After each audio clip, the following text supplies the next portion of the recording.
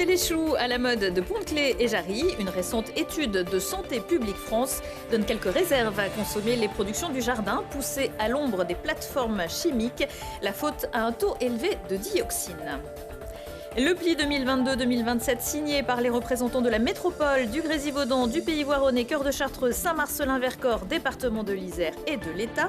Un accompagnement vers l'emploi de 18 mois qui mobilise 47 référents et 1200 entreprises de la grande région grenobloise.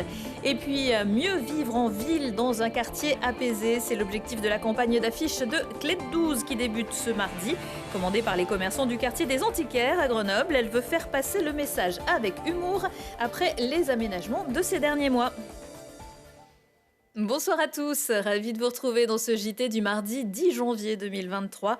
Du lundi au vendredi à partir de 18h, l'essentiel de l'actualité du Grand Grenoble.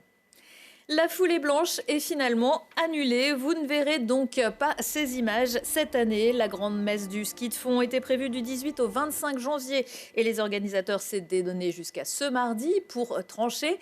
Les quelques flocons tombés dimanche et lundi ne permettent pas, vous le voyez, d'assurer les courses dans des conditions correctes et aucune chute de neige n'est à prévoir dans les prochains jours. En revanche, l'équipe a décidé de proposer un défi, la formule lancée après le confinement. Mais pour ça, il faudra quand même que le ciel y mette un peu du sien. C'est ce qu'attend aussi Villard-de-Lans qui devait aussi décider demain de reporter sa réouverture initialement prévue samedi. Bernard Ben Saïd vient de passer sa deuxième journée en garde à vue qui peut théoriquement durer jusqu'à mercredi 8h. Le président du groupe AVEC devait s'expliquer auprès de la brigade financière de la police judiciaire de Grenoble sur des prêts consentis par le GHM au groupe qu'il dirige pour un montant de 6,5 millions d'euros en échange de prestations présumées fantômes. Au magistrat de déterminer s'il y a eu la prise illégale d'intérêt et détournement de fonds publics. Une situation pointée du doigt notamment par les syndicats qui avaient déposé une plainte et organisé encore lundi une manifestation aux côtés des médecins et usagers pour demander la mise sous tutelle de la gestion de la clinique. Situation différente, mais tout de même tendue au centre hospitalier Alpes-Isère, contraint de fermer un de ses services de psychiatrie adulte faute de médecins. L'un médecin étranger ne remplissait plus les conditions réglementaires. L'autre, en temps partiel, avait prévu de partir en mars. Ce sont donc les 25 lits de l'unité Phoenix qui ferment, les patients hospitalisés comme les soignants étant redispatchés dans d'autres services. La direction de Saint-Égrève espère pouvoir recruter et rouvrir le service, mais pas avant 2024. La dioxine, un polluant qui fait parler de lui dans le sud grenoblois, une étude lancée en 2012, mais dont les conclusions ont été données en décembre dernier, révèle des taux élevés dans les jardins de 500 à 700 habitants proches des plateformes chimiques de Pont-de-Claix et Jarry. Industrie, transport et vie quotidienne des habitants. Les raisons de sa présence sont nombreuses. Voyez le reportage d'Inès Mitane. Ne plus consommer les produits de leur jardin et éviter les contacts directs avec la terre. Voilà les recommandations de la préfecture pour plus de 500 habitants de Pont-de-Claix et Jarry. Leur point commun, ils habitent près de 2 plateformes chimiques dont les sols environnants dépassent les 40 nanogrammes par kilo, un taux jugé dangereux selon la réglementation allemande. À quelques mètres de l'une d'elles, Maria, pontoise depuis toujours, n'est pourtant pas inquiète. On a toujours fait le jardin, j'ai toujours mangé les légumes du jardin. Vous voyez, je suis en bonne santé, donc j'ai jamais eu de soucis. Pour elle, c'était Pierre Dutemps de Progil, spécialisé en chimie du chlore. C'est sûr que lorsque c'était Progil, on avait quand même une odeur qu'on partait en ville ou quoi que ce soit, on avait l'odeur sur nous. Autre facteur de dioxine dans les sols, selon l'étude de zone réalisée en 2012, les cendres réutilisées pour les potagers. Mon voisin là en face, il m'a dit tiens Maria, tu me garderas les cendres de la cheminée, lui il fait le jardin. Non loin de l'usine de Jarry, Michel Pourchet, ancien membre de France Nature Environnement, est plus méfiant. Je suis inquiet de la méthodologie. Je suis inquiet qu'on nous dise tout va bien. Si dans certaines zones, on n'a que quelques polluants, ici, on a une myriade de polluants. L'association encadrait le rapport environnemental jusqu'en 2020 avant de se désolidariser du projet. L'étude de zone, pour nous, ne nous suffisait pas. Ce qu'on voulait, c'est avoir les données pour pouvoir regarder, entre autres, quel était l'impact possible sur la santé. Mais les maires des communes sont optimistes. En parallèle, une étude épidémiologique de Santé publique France indique qu'il n'y a pas plus de cancer ici qu'ailleurs. L'étude a néanmoins démontré sur ces communes un excès de mésothéliome de la pièvre, mais est lié à une exposition professionnelle ou paraprofessionnelle à l'amiante. Trouver un emploi, ça commence toujours par une rencontre et des sourires sur la photo pour les élus, représentants de l'État et partenaires du plan local pour l'insertion et l'emploi. De quoi poursuivre l'accompagnement vers l'emploi de publics spécifiques avec des formations et encore des ateliers. Du gagnant-gagnant pour les entreprises qui peinent aussi à recruter. Nous suivons chaque année 4000 personnes. Sur ces 4000 personnes, plus de la moitié, au bout d'un an, bénéficient soit d'un emploi durable, soit d'une formation qualifiante. Le marché de l'emploi sur notre territoire est certes a connu un chiffre très faible puisqu'il y a un taux d'emploi très fort. Pour autant, les catégories des personnes que nous accompagnons, il y a encore aujourd'hui 42 000 demandeurs d'emploi sur notre territoire, 13 000 personnes allocataires du RSA. Et donc, au travers de ces 13 000 personnes, pour avoir un chiffre complet, nous accompagnons près de 4 000 personnes, donc les 25 ans et plus. Mais au travers du PLUI, il y a aussi toutes les actions des missions locales, donc des 16-25 ans. Et là aussi, il y a près de 10 000 jeunes qui sont accompagnés sur le territoire. Le financement du plan local pour l'insertion et pour l'emploi, il est multiple. Et donc, si on prend ce qui est vraiment dédié à ce dispositif, c'est-à-dire surtout à des mesures d'accompagnement, de coordination, ou vraiment sur des publics très spécifiques, l'État participe pour 9% au budget annuel du PLI, ça fait à peu près 400 000 €. Mais il faut voir ça comme finalement une sorte de tremplin pour orienter les personnes vers d'autres dispositifs.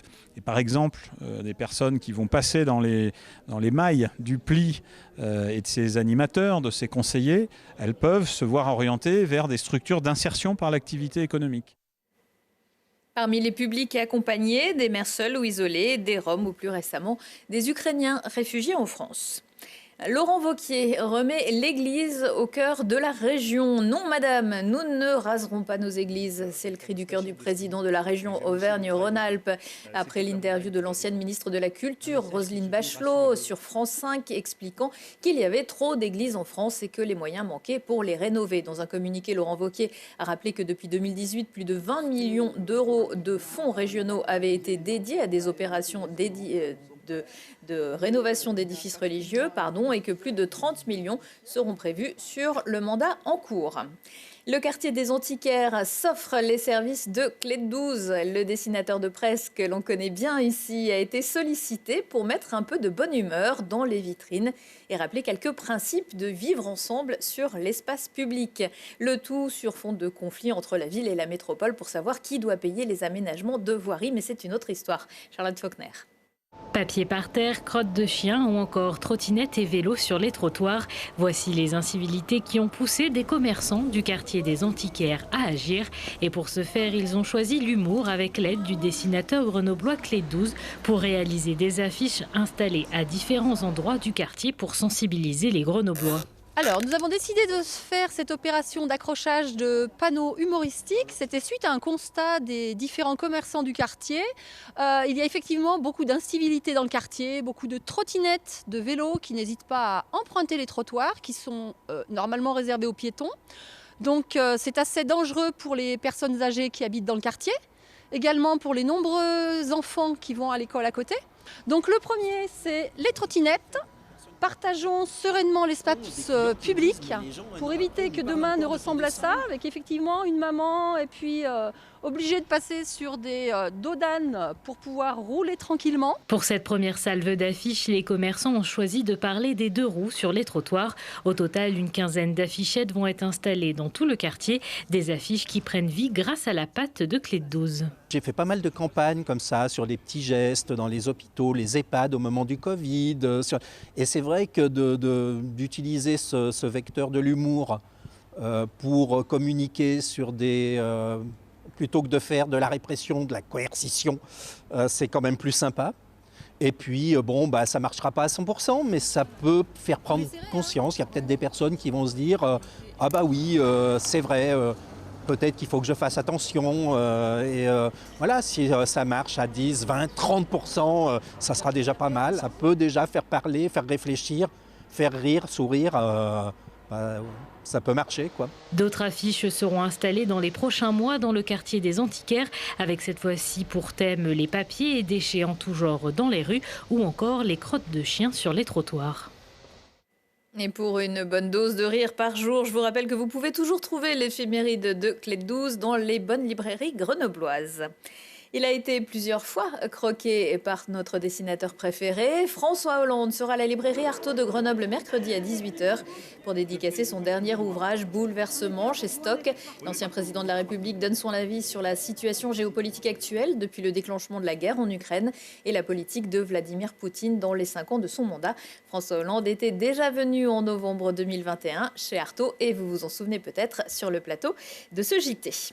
Dans l'agenda également, Petit Pays, un livre, un film, mais aussi un spectacle à voir mercredi et jeudi soir à la MC2 à Grenoble. Frédéric Fisbach s'est inspiré du premier roman de Gaël Faye, originaire du Burundi, qui avait obtenu le Goncourt des lycéens en 2016 et traduit dans 35 pays. On y retrouve Gabriel et sa bande qui font les 400 coups, mais qui, à cause du génocide des Tutsis rwandais en 1994, vont trop rapidement plonger dans un monde d'adultes.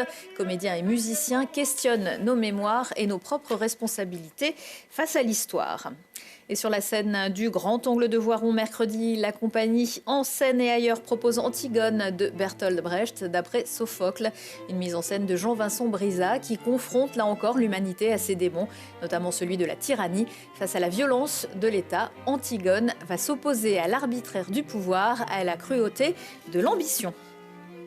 Retrouvez Si on parlait dès ce soir à 20h15 et mercredi à 12h15. On laisse s'envoler notre esprit un instant au fil des lignes d'une histoire courte sortie d'un petit distributeur de short édition. On ouvre notre esprit pour entrer dans le monde de Paul Elkarat, encyclopédie grandeur nature, qui se livre sur son syndrome d'Asperger.